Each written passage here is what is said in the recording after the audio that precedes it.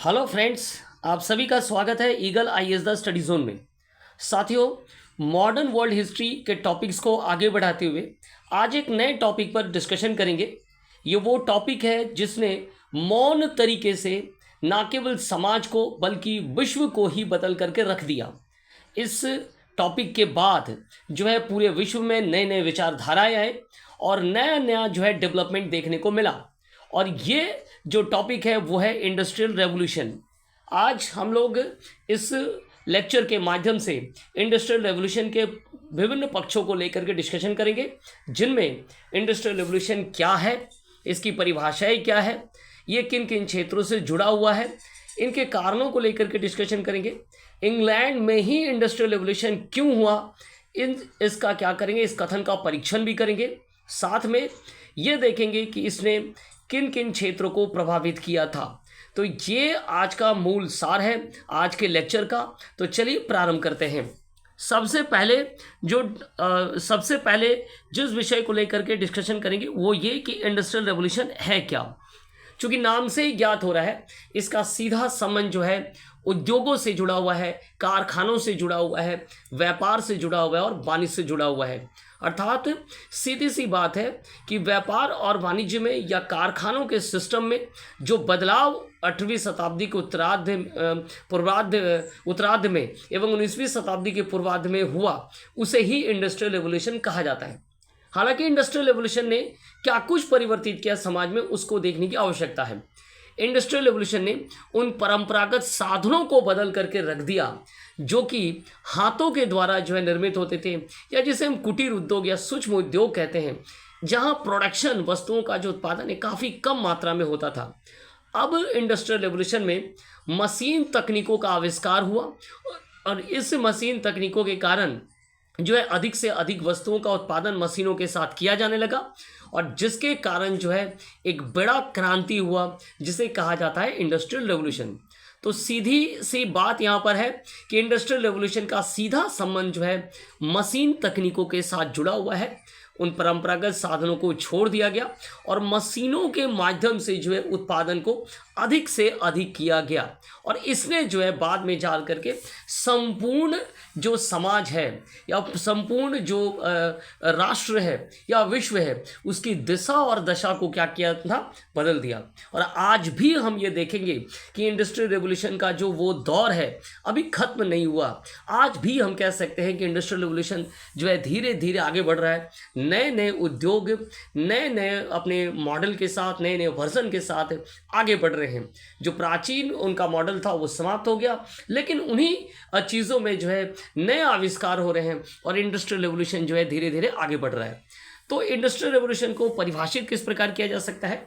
8वीं शताब्दी के उत्तरार्ध एवं 19वीं शताब्दी के मध्य में जो है इंग्लैंड में जो है क्या हुआ न, वैज्ञानिक आविष्कारों के द्वारा तकनीकी क्षेत्र विकसित हुए और जिसके कारण एक मशीन युग का प्रारंभ हुआ, जिसने उन घरेलू और परंपरागत साधनों के स्थान पर जो है मशीनों के द्वारा जो है कार्यों को सरल बनाया और अधिक से अधिक क्या हो गया न, उत्पादन किया।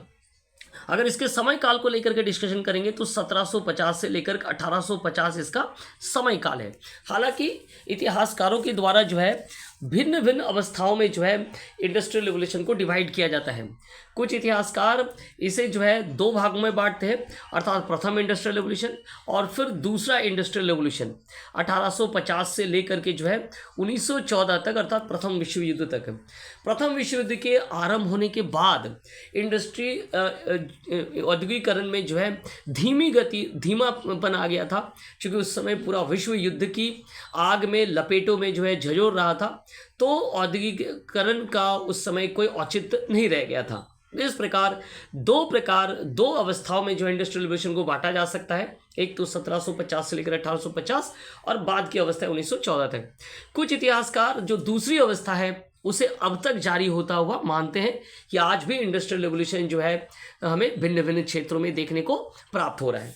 तो इंडस्ट्रियल रेवोल्यूशन के ये हो गए विभाजन।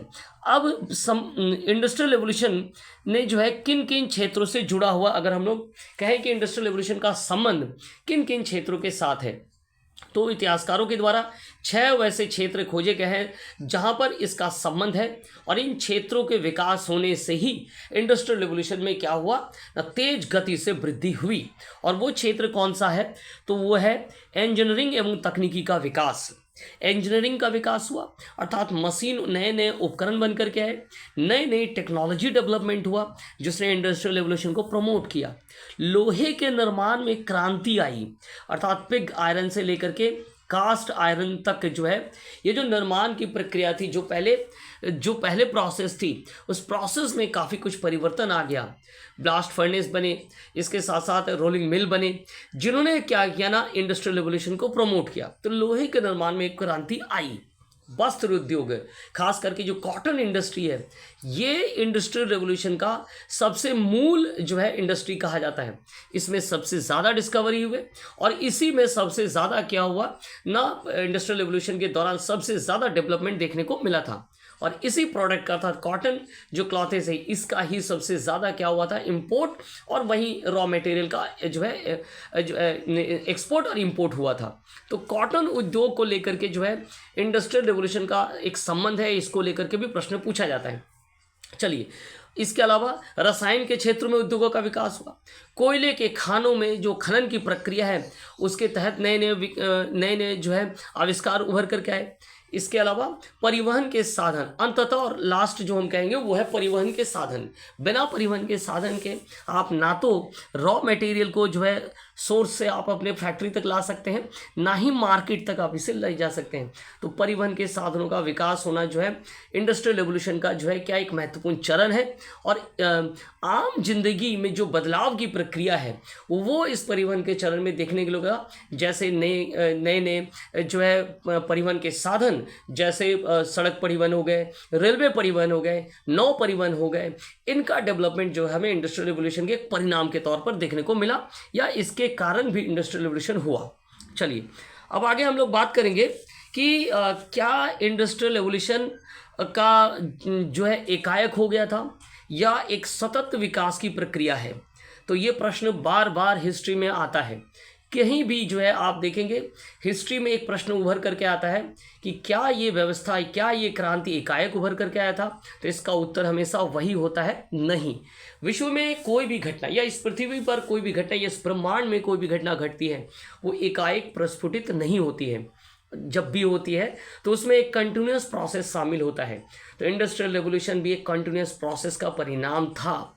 इंडस्ट्रियल रेवोल्यूशन का समय काल तो 1750 दिया हुआ है कि 1850 तक है। ये वो अवस्था है जब इंडस्ट्रियल रेवोल्यूशन पिक पॉइंट की ओर था, लेकिन इससे पूर्व ही इसके बीज बोने प्रारंभ हो गए थे, अर्थात नए डिस्कवरीज प्रारंभ हो गए थे। नए डिस्कवरीज कब आए थे? एनलाइटमेंट ने जो है नई डिस्कवरीज को प्रमोट किया था। तो आप देख पा रहे हैं कि 16वीं शताब्दी से ही जो है लोगों के मध्य में जो है जो बौद्धिक चेतना का विकास हुआ। इस बौद्धिक चेतना ने एज ऑफ डिस्कवरीज, अर्थात जो है नए नए प्रयोगों को जो है क्या दिया, अंजाम दिया। और इस नए प्रयोगों को बाद में अंजाम होने के कारण औद्योगिक क्रांति को क्या मिला, प्रमोट मिला। तो इस प्रकार औद्योगिक क्रांति कोई एकाएक घटने वाली घटना नहीं है, ये एक जो है लंबी सतत विकास की क्या है, प्रक्रिया है। इंडस्ट्रियल रेवोल्यूशंस को अगर हम जोड़ना चाहें कि ये किन किन क्षेत्रों से जुड़ा हुआ है, तो इसके 3 महत्वपूर्ण क्षेत्र उभर करके आएंगे। और वो 3 महत्वपूर्ण क्षेत्र कौन कौन से? सबसे पहले तो एक इसका क्षेत्र है इकोनॉमिक या आर्थिकी क्षेत्र है, दूसरा टेक्नोलॉजी के साथ इसका संबंध है, और तीसरा जो क्षेत्र है वो बिजनेस के साथ इसका संबंध है। ये वो 3 हैं जो आपस में संबंधित है, और इसी पर आधारित है इंडस्ट्रियल रेवोल्यूशन। अर्थात मान लीजिए कि आपके पास आर्थिक पूंजी तो है, कैपिटल है, लेकिन आपके पास रॉ मटेरियल नहीं है, आपके पास जो है मार्केट उपलब्ध नहीं है, तो क्या होगा ना, आपका इंडस्ट्रियल रेवोल्यूशन संभव नहीं हो पाएगा। तो आर्थिकी का विकास आवश्यक है। तकनीकी, आपने मशीनों का डेवलपमेंट तो कर लिया, लेकिन मशीनों को डेवलपमेंट होने से ही नहीं होगा। आपके पास वो पूंजी होनी चाहिए, आपके पास जो है कारखाने के लिए ज़मीन होनी चाहिए, आपके पास क्या होना चाहिए, मार्केट होना चाहिए। तो तकनीकी का विकास अकेले ही इस इंडस्ट्रियल रेवोल्यूशन को कर पाना संभव नहीं था। इन दोनों के होने के बावजूद, अर्थात आपके पास कैपिटल भी है और आपने तकनीकी भी डेवलपमेंट कर लिया, लेकिन अगर आप मार्केट डेवलप न कर पाए या मार्केट खोज ना पाए, इन वस्तुओं को जहाँ बेचना है वहाँ बेच ना पाए जहाँ इसकी डिमांड हो, या नए मार्केट ना बना पाए, तो भी क्या है ना, इंडस्ट्रियल रेवोल्यूशन पॉसिबल नहीं है।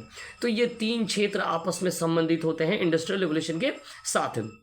अब इंडस्ट्रियल रेवोल्यूशन की जो परिभाषा या जो ये जो तकनीकी शब्द इसके उपयोग को लेकर के सबसे महत्वपूर्ण जो इतिहासकार है वह है अर्नोल्ड टाइनोबी। अर्नोल्ड टाइनोबी ने इंडस्ट्रियल रेवोल्यूशन शब्द को जो है अपने लेख में परिभाषित किया या विश्व के सामने रखा था। उनके lectures on the industrial revolution in England 1884 में जो है क्या वो प्रकाशित हुए थे, जिसके द्वारा इंडस्ट्रियल रेवोल्यूशन के विभिन्न पक्षों को क्या किया गया ना, सबके सामने रखा गया था। इसके अलावा उन्होंने कहा था कि इंडस्ट्रियल रेवोल्यूशन कोई आकस्मिक घटना नहीं है, बल्कि ये भी एक सतत विकास की प्रक्रिया है।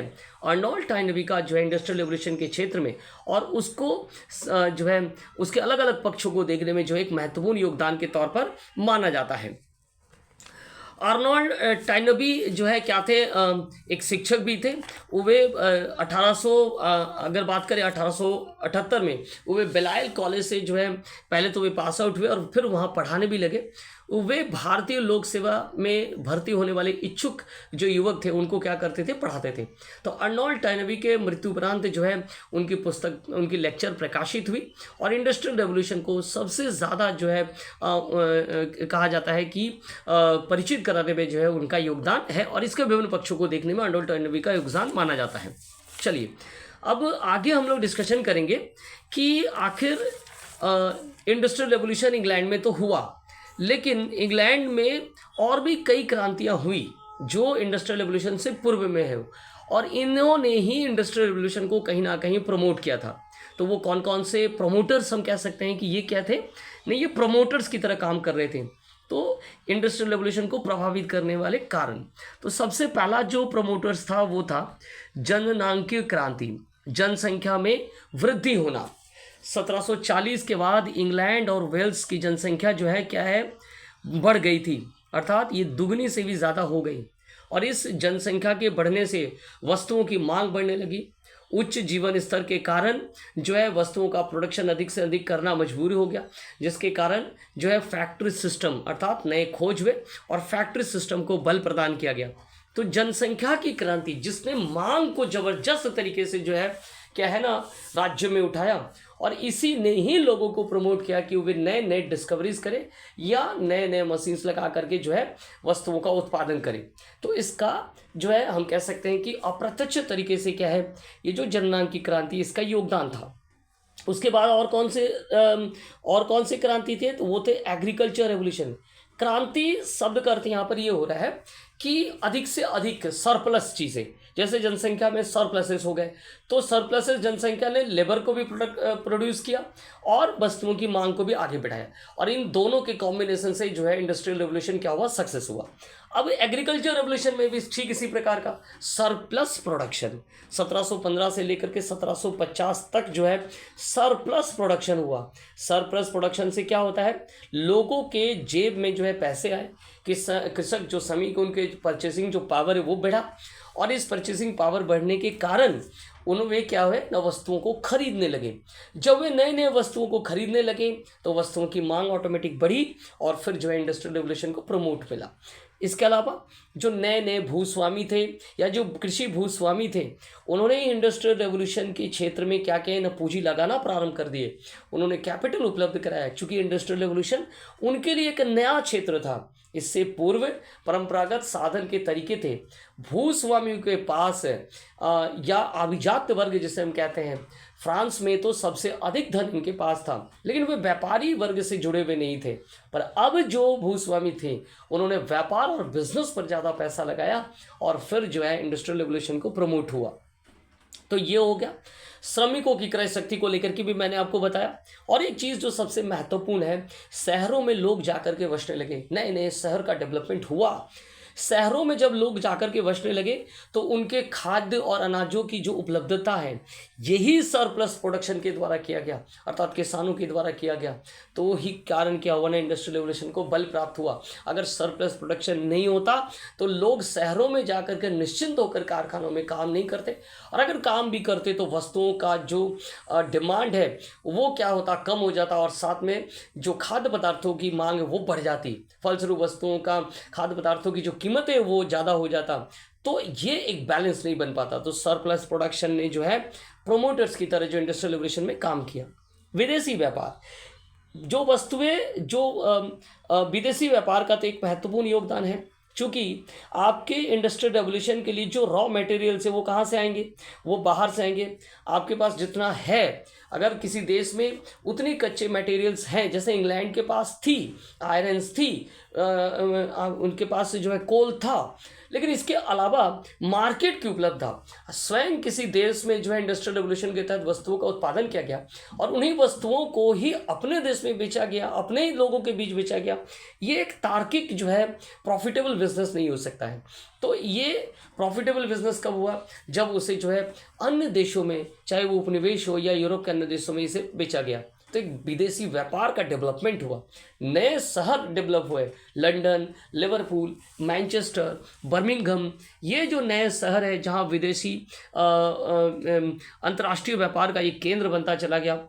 और जो है इसने क्या किया ना, इसने इंडस्ट्रियल रेवोल्यूशन को और भी क्या बल प्रदान किया, नए मार्केट खोजे और इंडस्ट्रियल रेवोल्यूशन को ज़्यादा से ज़्यादा बल प्रदान किया गया। इसके अलावा नेक्स्ट जो है वो है परिवहन क्रांति। जैसा कि 1760 से लेकर के 1830 तक सड़क, नहर, बंदरगाहें, पुल और रेलवे का जो है डेवलपमेंट देखा गया था, और इन्हीं डेवलपमेंट ने इंडस्ट्रियल रेवोल्यूशन के कई कार्यों को जो है सरल बना दिया। रॉ मटेरियल की उपलब्धता के माध्यम से या अब वस्तुओं को जो है मार्केट तक पहुंचाने के माध्यम से इन्हीं जो है सड़क, इन्हीं जो परिवहन है, जो परिवहन क्रांति का उपयोग में लाया गया और फलस्वरूप जो है इंडस्ट्रियल रेवोल्यूशन को बल प्राप्त हुआ। तो ये कुछ प्रमोटर्स थे जिन्होंने इंग्लैंड में जो है इंडस्ट्रियल रेवोल्यूशन को क्या किया था, प्रमोट किया था।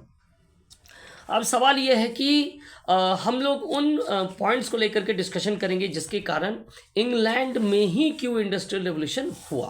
तो ये बहुत बड़ा प्रश्न है कि आखिर उस समय इंग्लैंड के बराबरी का अगर कोई स्टेट था तो वो था फ्रांस, जबकि फ्रांस में जो है इंडस्ट्रियल रेवोल्यूशन पॉसिबल नहीं हुआ, इंग्लैंड में पॉसिबल हुआ। तो इसके पीछे क्या कुछ कारण था, इसके पीछे जो है बहुत सारे कारण थे। उनमें से एक जो ज्योग्राफिकल कारण है वो भी है, इसके अलावा उपनिवेशवाद, साम्राज्यवाद, इसका जो विस्तार था वो भी एक कारण थे। तो इन कारणों को लेकर के क्या करेंगे, डिस्कशन करेंगे। सबसे पहले तो जनसंख्या में जब इंग्लैंड में वृद्धि देखी गई तो उस समय काल में जो है इंग्लैंड के लोगों का जो रहन स्तर है, जीवन स्तर है, वो बहुत ऊंचा उठ गया, जिसके कारण उनके पास जो है वस्तुओं की डिमांड बढ़ गई। और इस वस्तुओं की डिमांड को पूरी करने के लिए जो है इंडस्ट्रियल रेवोल्यूशन को क्या मिला, बल प्रदान किया गया। तो जननांकीय क्रांति ने लाइफस्टाइल को, कुछ जो एक वर्ग का लाइफस्टाइल अगर मान लीजिए ऊपर उठ गया, तो जो दूसरे वर्ग थे उनके द्वारा इस लाइफस्टाइल को पूरा करने के लिए प्रोडक्शन किया गया, और इस प्रोडक्शन के द्वारा जो इंडस्ट्रियल रेवोल्यूशन को बल मिला। दूसरी ओर अवेलेबिलिटी ऑफ जो मिनरल रिसोर्सेज है, मिनरल रिसोर्सेज में जो है उस समय कोल और साथ में आयरन, ये दो जो है इंग्लैंड में उपलब्ध थे, जिसके कारण जो है वे क्या है ना, एक अग्रणी भूमिका में थे। अर्थात जो औद्योगिक पूंजीवाद है ब्रिटेन में उस समय जो है अग्रणी भूमिका में थे, और जिस कारण से जो है कह सकते हैं कि इंडस्ट्रियल रेवोल्यूशन को बल मिला। यहाँ एक लेखक ने कहा है, H.A.L. फिशर ने, कि ब्रिटेन में जो औद्योगिक पूंजीवाद है उसके अग्रणी होने का क्या कारण है, उसके अग्रणी होने का कारण है उसके पास प्राकृतिक साधनों की प्रचुरता का सर्वाधिक योगदान। अर्थात H.L. फिशर ने कहा है कि इंग्लैंड में जो प्राकृतिक संसाधन थे वो प्रचुर मात्रा में उपलब्ध थे, और जिसने इंडस्ट्रियल कैपिटलिज्म, अर्थात कैपिटलिज्म तो पूर्व में भी था, लेकिन वो कैपिटलिज्म सिंपल एक व्यापार और वाणिज्य को लेकर के था, पर अब का जो कैपिटलिज्म है वो इंडस्ट्रियल कैपिटलिज्म है, जिसने इंडस्ट्री पर क्या किया ना, अपने इन्वेस्टमेंट किए। तो ये जो इंडस्ट्रियल कैपिटलिज्म तब जो है जागृत हुआ या ज़्यादा सशक्त बन करके उभरा जब रॉ मटेरियल्स काफ़ी उपलब्ध हुए, प्राकृतिक संसाधन उपलब्ध हुए और उन्हीं संसाधनों को लेकर के क्या किया गया ना, गुड्स या प्रोडक्ट्स बनाए गए। इसके अलावा इंग्लैंड के पास कहा जाता है कि पूरे विश्व भर में विशाल उपनिवेश साम्राज्य था और इसी विशाल उपनिवेश साम्राज्य को या उपनिवेश को जो उन्होंने दो तरीके से इस्तेमाल किया। एक तो उन्होंने जो है रॉ मटेरियल्स को लेकर के जो है यहाँ से रॉ मटेरियल्स मंगाया, इंपोर्ट किया, और दूसरी ओर अपने गुड्स का जो है यहाँ मार्केट के तौर पर एक्सपोर्ट भी किया। तो एक साथ दो चीज़ें हो गई। साथ में चूंकि ये उपनिवेश थे तो यहाँ के नियम कानून भी वही हैंडल करते थे, तो कम सस्ते दरों में चीज़ों को आयात करना और फिर निर्यात के लिए जो है अधिक पैसे लेना के कारण जो है इंग्लैंड को काफ़ी प्रॉफिट हुआ। उस समय काल में America, Caribbean country, African country, Indian सब कॉन्टिनेंट में इंग्लैंड के क्या थे, साम्राज्यवाद फैले हुए थे या उपनिवेशवाद फैले हुए थे, जिसके कारण जो है इंग्लैंड क्या हुआ ना, जो है इंडस्ट्रियल रेवोल्यूशन को यहाँ बल मिला। जेटी वाट्स के विचार यहाँ पर हम रखना चाहेंगे, जिन्होंने कहा है कि जो ये जो उपनिवेश है उन्होंने एक विस्तृत बाजार को उपलब्ध किया, चाहे वो फ्रांस का उपनिवेश हो, चाहे वो किसी भी यूरोपियन कंट्री का उपनिवेश हो जो उन्होंने बसाए थे, उन्होंने एक विस्तृत बाजार को उपलब्ध कराया।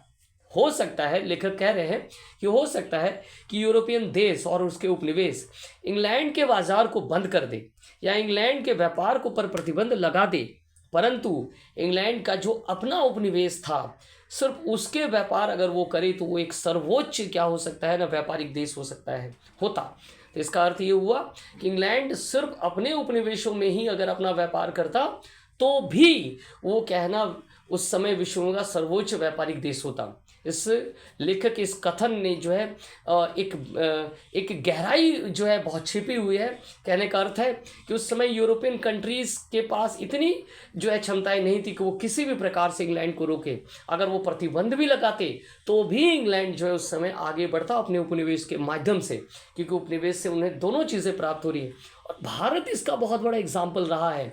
भारत से आपने देखा है कि किस प्रकार जो है संपदा धन का क्या निर्गमन हुआ है, जिसको लेकर के रोमेश चंद्र दत्त, हिस्टोरियन रोमेश चंद्र दत्त, दादा भाई नौरोजी, रजनीपाल दत्त, इसके अलावा महादेव गोविंद रानडे जैसे जो है जो राष्ट्रवादियों के द्वारा जो है समय समय पर जो है अलग अलग माध्यम से जो है क्या किया, इस बात को रखा गया है विश्व के सामने।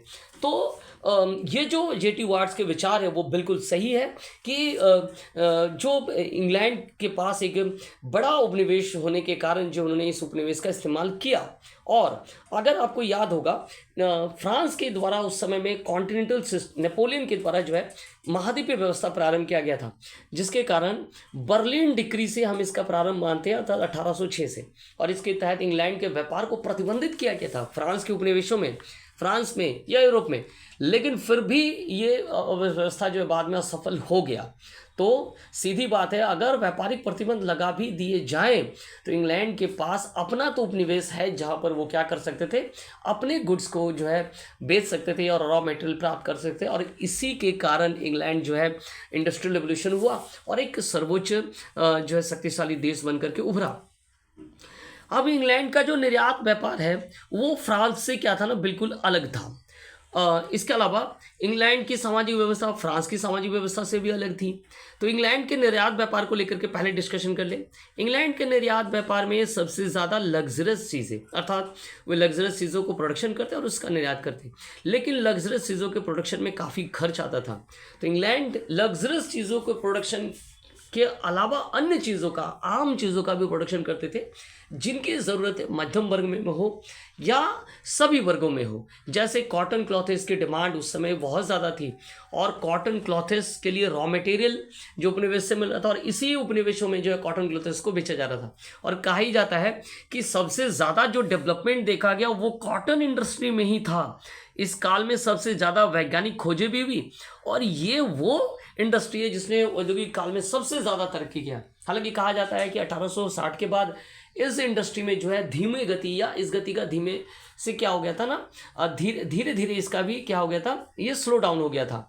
लेकिन जो प्रारंभिक स्टेजेस है वहाँ जिसे प्रथम औद्योगिक क्रांति कहते हैं 1750 से 1850 में, कॉटन इंडस्ट्री ही एकमात्र ऐसा इंडस्ट्री है जिसने इंडस्ट्रियल रेवोल्यूशन को बल प्रदान किया और इंग्लैंड ने अपने निर्यात में इसको सबसे ज़्यादा शामिल किया। कहा जाता है कि 1760 की अगर हम बात करें, 1760 में जो कॉटन का प्रोडक्शन होता था उसमें से 1/3 जो है निर्यात किया जाता है, एक्सपोर्ट किया जाता था, जो कि अगले 40 वर्षों में अर्थात 1800 में क्या हो गए ना, बढ़ करके 2/3% हो गए। तो कितना ज़्यादा कॉटन का क्या हुआ है, कह सकते हैं कि एक्सपोर्ट हुआ है। और इसी ने ही जो है प्रथम इंडस्ट्रियल रेवोल्यूशन का क्या था ना, इसी ने ही जो है पकड़ करके रखा था, हम कह सकते हैं।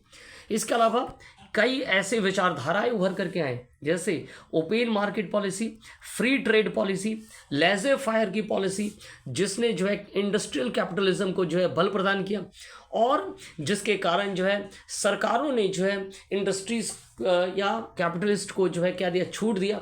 उन्होंने नए नए कारखाने लगाए और चूंकि हस्तक्षेप कम था तो उन्होंने खूब प्रोडक्शन किया और खूब प्रॉफिट भी कमाए। तो इस प्रकार इंडस्ट्रियल रेवोल्यूशन को क्या हो गया ना, बल प्राप्त हुआ। सबसे ज़्यादा इंपॉर्टेंट चीज़ होती है पॉलिटिकल स्टेबिलिटी। क्योंकि अगर किसी कंट्री में राजनीतिक स्थिरता ना हो तो वहाँ जो है किसी प्रकार जो है व्यापारियों के द्वारा जो है निवेश नहीं किया जाता है, चाहे वो आंतरिक व्यापार हो या विदेशी व्यापार हो। दोनों ही स्थिति में क्या है ना, राजनीतिक स्थिरता एक बहुत महत्वपूर्ण फैक्टर है। 1688 में बिल ऑफ राइट्स आने के बाद या ग्लोरियस रेवोल्यूशन के बाद जो इंग्लैंड के संविधान में क्या है ना, स्थिरता आ गई थी और इसने एक पॉलिटिकल स्टेबिलिटी को जन्म दे दिया था। और इस पॉलिटिकल स्टेबिलिटी के कारण जो वहाँ के जो कैपिटलिस्ट थे उन्होंने क्या किया ना, नए नए अपने कैपिटल्स का इन्वेस्टमेंट किया और नए नए मशीन्स, नए नए उद्योग लगाए और प्रोडक्शंस को ज़्यादा से ज़्यादा किया। तो पॉलिटिकल स्टेबिलिटी एक महत्वपूर्ण फैक्टर की तरह काम करता है। इंग्लैंड में अपने उपनिवेश को जो है व्यापार का माध्यम ही नहीं बनाया, बल्कि यहाँ से धन की भी प्राप्ति की। सवाल है कि इंग्लैंड में तत्कालीन समय में जो है नए नए जो है धनी वर्गों का जन्म हो रहा था, नए व्यापारिक वर्ग उभर करके आए थे। ये वर्ग उन अभिजात वर्गों से अलग था जो कि उस समय यूरोप में, फ्रांस में थे, इंग्लैंड में भी थे। ये जो है अपने धन का इस्तेमाल जो है व्यापार में करते थे, नए आविष्कारों में करते हुए हिचकते नहीं थे। तो ये जो धनी वर्ग थे वो कहाँ से आए ना, कहा जाता है कि उपनिवेशों से इन्होंने धन प्राप्त किया। उपनिवेशों में जा करके वहाँ के राजाओं से युद्ध किया और वहाँ से धन प्राप्त किया।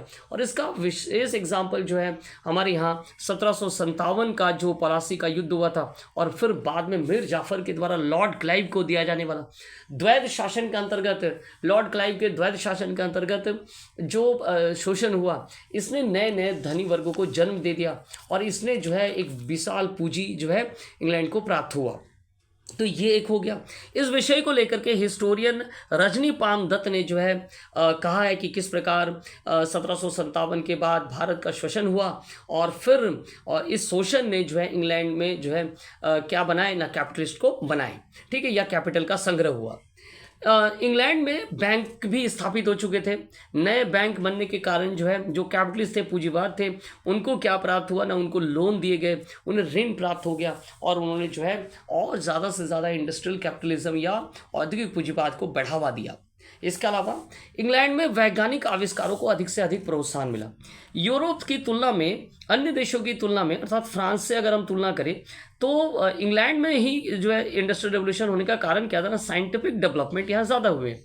इंग्लैंड में जो क्लासिफिकेशन था, जो वर्गों का क्लासिफिकेशन था, वहाँ जो है धार्मिक रूढ़ीपन जो है ज़्यादा थे, जिसके कारण शिक्षा पर प्रभाव ज़्यादा था। हालांकि कहा जाता है कि नेपोलियन के आने के बाद जो है उन्होंने जो है काफ़ी हद तक जो है शिक्षा को धार्मिक रूढ़ीपन से क्या कर दिया था, मुक्त कर दिया था। लेकिन इंग्लैंड में तब भी जो है क्या थे ना, धार्मिक रूढ़ीपन और स्वतंत्रता और लिबरलाइजेशन जो है कम क्या था ना, अधिक स्वतंत्रता अधिक थी अन्य देशों के मामले में, जिस कारण यह जो है साइंटिफिक डेवलपमेंट जो है खूब हुआ। आपके सामने हम एक साइंटिफिक डेवलपमेंट की लिस्ट रखना चाहते हैं जिन्होंने जो है इंडस्ट्रियल रेवोल्यूशन को क्या किया था, प्रमोट किया था। तो 8वीं शताब्दी और 19वीं शताब्दी के पूर्वार्ध तक जो वो नए आविष्कार है उसको मैंने एक लिस्ट बनाया है। उनमें सबसे पहले जो है वो है कॉटन इंडस्ट्री को, क्योंकि इसी ने जो इंडस्ट्रियल रेवोल्यूशन को प्रमोट किया था सबसे ज़्यादा। कॉटन इंडस्ट्री में देखिए क्या कुछ नए डेवलपमेंट हुए। रोलर स्पिनिंग मशीन का डेवलपमेंट हुआ 1738 में, जिसमें लेविस पाल और जॉन वाइट का संबंध है या उनके द्वारा किया गया। स्पिनिंग जेनी 1764 में जेम्स हारगिव्स के द्वारा जो है डेवलपमेंट किया गया। वाटर फ्रेम का डेवलपमेंट किया गया था 1770 में आर्कराइट के द्वारा। स्पिनिंग मूले 1779 में सैम्यूल जो क्रम्पटन है उनके द्वारा डेवलपमेंट किया गया था। तो ये जो चार पांच डेवलपमेंट है वो कॉटन इंडस्ट्री में हुआ, और इसने कॉटन इंडस्ट्री को सबसे ज़्यादा प्रमोट किया इंडस्ट्रियल रेवोल्यूशन से। तो इसको नोट डाउन करना और इसको लिखना है, ठीक है। इन सभी वैज्ञानिक जो डेवलपमेंट हुए उसको अगर आप ऐड कर देते हैं कि ये डेवलपमेंट हुए जिसने इंडस्ट्रियल रेवोल्यूशन को सबसे ज़्यादा प्रमोट किया, तो आपके जो मार्क्स है उसमें उत्तरोत्तर क्या हो सकती है, बढ़ोतरी हो सकती है। इसके अलावा फ्लाइंग शटल बने 1733 में जॉन की के द्वारा, है ना, जो कि क्रम्पटन के द्वारा बनाए गए। चलिए, स्टीम पावर जेम्स वाट जो 1764 में इसका प्रयोग किया गया। आयरन मेकिंग में ग्रूव रोल्स बने, जिसे पुडलिंग प्रोसेस भी कहते हैं, और इसे हेनरी कॉट के द्वारा 1783 में बनाया गया। हेनरी कॉट को जो है फादर ऑफ रोलिंग मिल की तरह भी देखा जाता है, जिसमें पिग आयरन से जो है कास्ट आयरन बनाया जाता था। तो ग्रूव्स का इस्तेमाल किया था, रोलिंग ग्रूव्स, जिसे हेनरी कॉट ने डेवलपमेंट किया था। तो Henry Cort father of modern rolling mills कहा जाता है। खनन के क्षेत्र में हेम्फ्री डेवी 1816 में उभर करके आए। इसके अलावा कार्टराइट का जो पावर लूम है, जिसने पावर लूम जो कि कॉटन इंडस्ट्री को सबसे ज़्यादा मजबूती किया 1785 में। मशीन टूल का जो सिलेंड्रिकल बोरिंग है, जॉल विल्किंसन का संबंध है 1774 में। केमिकल की अगर बात करें तो सल्फ्यूरिक एसिड में लीड चैम्बर प्रोसेस उभर करके आया, जिसने केमिकल सल्फ्यूरिक एसिड जो है ज़्यादा से ज़्यादा बनाए। जॉन रिवॉक 1746 में इसको डेवलपमेंट लेकर के आए। सीमेंट की अगर बात करें तो पोर्टलैंड सीमेंट 1824 में आए थे, और जोसेफ अस्वडीन के द्वारा इसका डेवलपमेंट किया गया, इस प्रोसेस को, केमिकल प्रोसेस को डेवलपमेंट किया गया था। इसके अलावा पेपर शीट मशीन का डेवलपमेंट होना 1798 में लुइस निकोलस के द्वारा। एग्रीकल्चर के क्षेत्र में अगर बात करें तो आयरन प्लाव 1730 में जोसेफ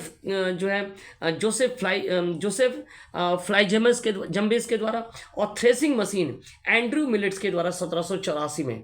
तो इस प्रकार ये कुछ साइंटिफिक डेवलपमेंट है जो कि हमें अलग अलग क्षेत्र में देखने को मिला, चाहे वो कॉटन हो, चाहे वो माइनिंग हो, चाहे वो मशीन टूल हो, चाहे वो केमिकल्स हो, या चाहे वो एग्रीकल्चर हो, जिसके सहारे इंडस्ट्रियल रेवोल्यूशन को क्या मिला, बल प्रदान किया गया या बल प्राप्त हुआ। अंतिम तौर पर ये भी कहेंगे कि इंग्लैंड की जो भौगोलिक स्थिति थी वो काफ़ी मजबूत थी, चारों ओर समुद्र से घिरा हुआ था। तो कॉन्टिनेंट से वो क्या थे ना, पूर्ण रूप से कटे हुए थे। कॉन्टिनेंट में समस्याएं काफ़ी अधिक है, कॉन्टिनेंट में देश भी अधिक है, सीमाओं को लेकर के युद्ध भी अधिक होते थे। तो जो राजनीतिक, सामाजिक और आर्थिक समस्याएं थी, उन समस्याओं से इंग्लैंड कटा हुआ था। उसने अपने नौवहन प्रणाली को सबसे ज़्यादा मजबूत बना दिया, उसने अपनी नौसेना का डेवलप करते हुए अपनी सीमाओं को सुरक्षा अधिक कर ली थी। यहाँ पीस अधिक थे, चूंकि राजनीतिक स्टेबिलिटी कम, युद्ध से दूर रहना, आर्थिक समस्याओं से दूर रहने से यहाँ क्या हो गया ना, यहाँ स्टेबिलिटी आया, पीस आया। पीस ने डेवलपमेंट को जो है अधिक से अधिक प्रमोट किया और इंडस्ट्रियल रेवोल्यूशन हुआ, ठीक है। तो इस प्रकार यूरोप में उस समय भीषण युद्ध भी हुए थे, उन युद्धों से जो इंग्लैंड स्वयं को कटा छटा, और अगर कोई युद्ध में भाग भी लिया गया तो वो इंग्लैंड के बाहर ही हुए। बहुत ऐसे कम युद्ध हैं जो इंग्लैंड के क्षेत्रों में लड़े गए और इंग्लैंड जो है इससे ज़्यादा परेशान हुआ। तो ये कुछ कारण थे जिसके कारण जो है क्या है ना, इंग्लैंड में क्या हुआ था ना, ब्रिटेन में जो है औद्योगिक क्रांति हुए थे। तो इस प्रकार इन चीज़ों को परीक्षण किया गया कि वो कौन कौन से रीज़न हैं, एग्जामिन किया गया कि वो तथ्य हैं जिनके आधार पर हम ये कह सकते हैं कि इंग्लैंड में क्या हुए थे, औद्योगिक क्रांति हुए थे। अब सवाल है कि औद्योगिक क्रांति ने किन किन क्षेत्रों को प्रभावित किया, किन क्षेत्रों को प्रभावित कर सकते हैं। कोई भी क्रांति, रेवोल्यूशन का प्रभाव मूल रूप से 3 क्षेत्रों पर तो पहले होगा। एक तो आर्थिक होगा, दूसरा सोशल इम्पैक्ट होगा, और तीसरा क्या होगा ना, तीसरा होगा पॉलिटिकल इम्पैक्ट। तो ये 3 चीज़ तो होंगे ही होंगे। और उस समय काल के दौरान एक नई विचारधारा आई है ना, तो एक विचारधारा का पर भी इम्पैक्ट पड़ा। तो वो क्या कुछ इम्पैक्ट पड़ा है उसको लेकर के डिस्कशन कर लेते हैं। सबसे हम लोग पहले देखेंगे कि क्या आर्थिक प्रभाव पड़ा था। क्या कुछ आर्थिक प्रभाव था? तो सीधी सी बात है, परंपरागत साधनों के द्वारा वस्तुओं का और कच्चे माल का उत्पादन कम होता था। तो आर्थिक प्रभाव यही है कि मशीनों के प्रयोग से इन वस्तुओं का प्रभाव कई गुना बढ़ गए, चाहे वो कच्चा लोहा, आयरन हो, कोल हो, या कॉटन हो, या कोई भी हो, कई लाखों गुना जो इसमें वृद्धि देखा गया। इसके अलावा व्यापार वाणिज्य में वृद्धि हुई, फलस्वरूप ब्रिटेन एक जो है शक्ति के रूप में जो है उभर करके निकला। इंडस्ट्रियल रेवोल्यूशन ने प्रत्येक देश में अपने बाजार को संरक्षित करने पर भी मजबूर किया। अभी एक सवाल है कि इंडस्ट्रियल रेवोल्यूशन में इंग्लैंड के द्वारा अपने वस्तुओं को जो है अपने उपनिवेशों के मार्केट में बेचा गया, या उसे मार्केट के तौर पर जब इस्तेमाल किया गया, तो उपनिवेश के जो देश थे वे अपने मार्केट को संरक्षित करने पर लग गए। क्योंकि जब बाहर से आई हुई कम वस्तुएं देसी मार्केट को क्या करते थे, प्रभावित करते थे, तो इस प्रकार वे मजबूर हो गए कि एक संरक्षण भी दे। तो इस प्रकार आर्थिक संरक्षण प्राप्त हो गया। देसी जो बाजार थे उन्हें आर्थिक संरक्षण मिला। कैपिटलिज्म का जो प्रारंभिक स्तर है वो जो है प्रॉफिट पर बाद में इसमें आर्थिक मंदी को भी जन्म दिया। एक नया कैपिटलिज्म तो उभर करके आया जिसे हम लोग इंडस्ट्रियल कैपिटलिज्म कहते हैं, और इस इंडस्ट्रियल कैपिटलिज्म ने खूब प्रॉफिट दिया तत्कालीन समय में। लेकिन इसी इंडस्ट्रियल कैपिटलिज्म का एक आगे चलकर एक रूप देखने को मिला जिसे हम लोग इकोनॉमिक डिप्रेशन भी कहते हैं। 1825 से लेकर 1930 के महामंदी तक कई डिप्रेशन देखने को मिला इंग्लैंड में, जो कि इस कैपिटलिज्म का ही जो है क्या है ना, एक विरूप रूप हम कह सकते हैं या उग्र रूप कह सकते हैं, देखने को मिला।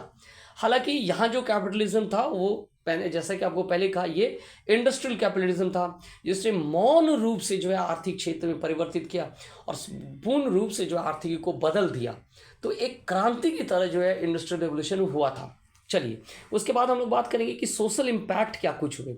सोशल इम्पैक्ट क्या कुछ हुए, तो सोशल इम्पैक्ट की अगर हम बात करें तो इसने पुरातन सामाजिक व्यवस्था पर जो है चोट किया, अर्थात जो है अप्रत्यक्ष रूप से ही सही, लेकिन इसने चोट किया। आर्थिक जो है अब एक मापदंड बन करके उभरा। पहले रिलेशन जो है भावनाओं के आधार पर बनते थे, लेकिन इंडस्ट्रियल रेवोल्यूशन से आर्थिकी पर ज़्यादा बल दिया, और आर्थिकी ने जो है रिलेशंस को जो है अब जो है क्या किया ना, रिलेशन अब आर्थिकी के आधार पर बनने लगे। आर्थिकी के कारण जो है आर्थिक सुरक्षा को लेकर की चिंताएं भी लोगों के मन में बढ़ी।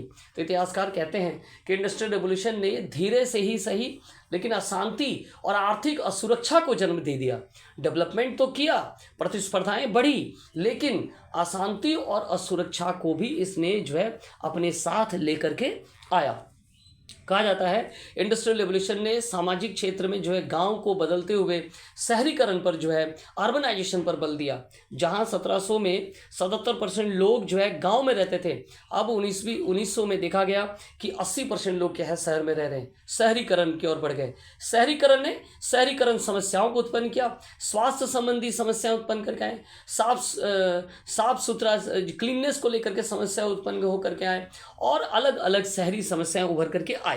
तो एक नया समस्या उभर करके आए सामाजिक क्षेत्र में, आर्थिक क्षेत्र में। ठीक है, इसके अलावा इंडस्ट्रियल रेवोल्यूशन का जो प्रारंभिक स्टेज है उस समय से ही देखने को मिला कि यहाँ जो है दो वर्ग थे, एक तो पूंजीपति वर्ग और दूसरा कॉमन्स वर्ग या सर्वहारा वर्ग।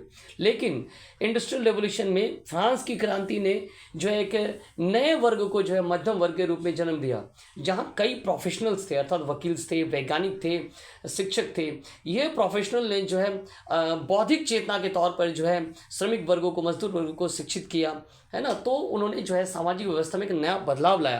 तो इस मध्यम वर्ग को जो है सम्मान कहाँ प्राप्त हुआ? इंडस्ट्रियल रेवोल्यूशन से सम्मान जो है प्राप्त होना प्रारंभ हो गया, और इसमें नए नए प्रोफेशनल्स जो है इस मध्यम वर्ग से जुड़े हुए थे। और इस मूल रूप से फ्रांसीसी रेवोल्यूशन का एक योगदान है, जिसने मध्यम वर्ग को जो है सबके सामने, विश्व के सामने जो है रखा था। नेक्स्ट है पॉलिटिकल जो इम्पैक्ट है। क्या कुछ पॉलिटिकल इम्पैक्ट पड़ा? तो आर्थिक और सामाजिक समस्याओं ने राजनीतिक समस्याओं पर भी राजनीतिक जो प्रभाव छोड़ने प्रारंभ कर दिए। चूँकि श्रमिक वर्गों के सुधार के लिए कई अधिनियम बने, मध्यम वर्ग को हैंडलिंग करने के लिए प्रशासनिक परिवर्तन किए गए, तो फैक्ट्री अधिनियम बने, अन्य अधिनियम बने, जिसके अनुसार कि कई चीज़ों पर सुधार किया गया।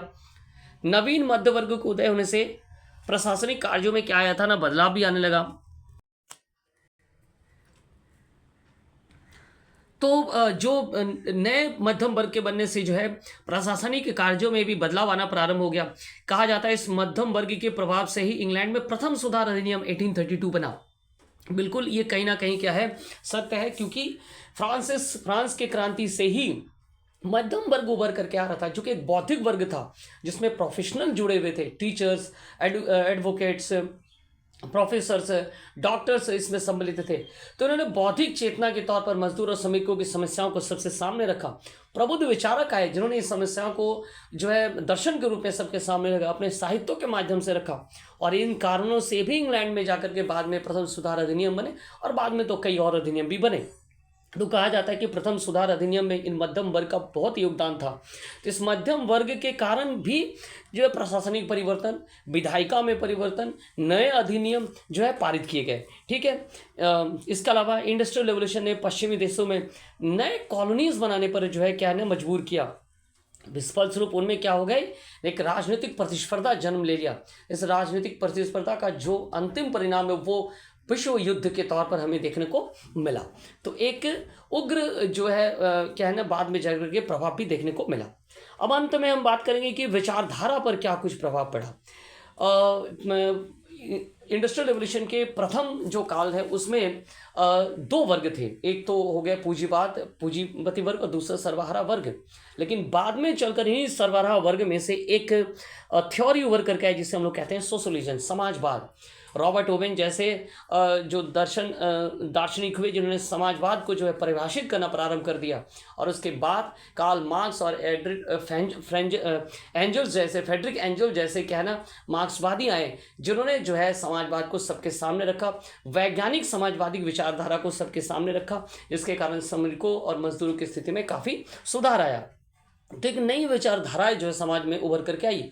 पहले तो कैपिटलिज्म थ्योरी थी, लेकिन अब सोशलिज्म जैसे एक जो है थ्योरी उभर करके आए। तो नए विचारक और नए विचारधारा उभर करके आए, नए साहित्यों का निर्माण किया गया, नए थॉट्स उभर करके आए। इसके अलावा व्यापार और वाणिज्य में जो है free market policy, laser fair के पॉलिसी, इसके साथ साथ जो है फ्री ट्रेडर्स जैसे सिद्धांत उभर करके आए। फ्रांस में गुर्ने, तुर्गो जैसे जो है क्या आए ना फ्री मार्केट के समर्थक उभर करके आए। वहीं इंग्लैंड में एडम स्मिथ, डेविड रिकार्डो जैसे समर्थक आए जिन्होंने सरकार का व्यापार और वाणिज्य पर जो है स्वतंत्रता के लिए बल दिया, अर्थात हस्तक्षेप पर बल दिया गया। तो इस प्रकार नए विचारधाराएं उभर कर और विचारधाराओं पर कार्य भी किया गया। तो इस प्रकार हम कह सकते हैं कि इंडस्ट्रियल रेवोल्यूशन ने ना केवल जो है प्रोडक्शन को बढ़ाया, ना केवल मशीन युग का प्रारंभ किया, बल्कि कई क्षेत्रों में समाज को प्रभावित किया, राज्य को प्रभावित किया या विश्व को प्रभावित किया, चाहे वो आर्थिक क्षेत्र हो, चाहे वो सामाजिक क्षेत्र हो, चाहे वो राजनीतिक क्षेत्र हो या विचारधारा का क्षेत्र हो। बाद में चल करके अलग अलग देशों में जो अलग अलग समय काल में इंडस्ट्रियल रेवोल्यूशन हुए और वहाँ भी जो है धीरे धीरे डेवलपमेंट देखने को मिला, और आज भी कहीं ना कहीं स्लो और मौन तरीके से जो इंडस्ट्रियल रेवोल्यूशन क्या है आगे बढ़ रहा है। तो इस प्रकार इंडस्ट्रियल रेवोल्यूशन क्या है, एक महत्वपूर्ण टॉपिक है यूपीएससी मेंस के जरिए। इसके जो पिछले वर्षों के प्रश्न है उसको बिल्कुल जो है लेकर के हम बहुत जल्द लेकर के आएंगे, और उन प्रश्नों पर भी डिस्कशन करेंगे कि ये कौन कौन से वो टॉपिक है जहां यूपीएससी के द्वारा इंडस्ट्रियल रेवोल्यूशन को लेकर के पूछा जा रहा है और किस प्रकार पूछा जा रहा है। तो हमारे साथ जुड़े रहिए eagle IAS the study zone में, और आप सभी का बहुत बहुत धन्यवाद।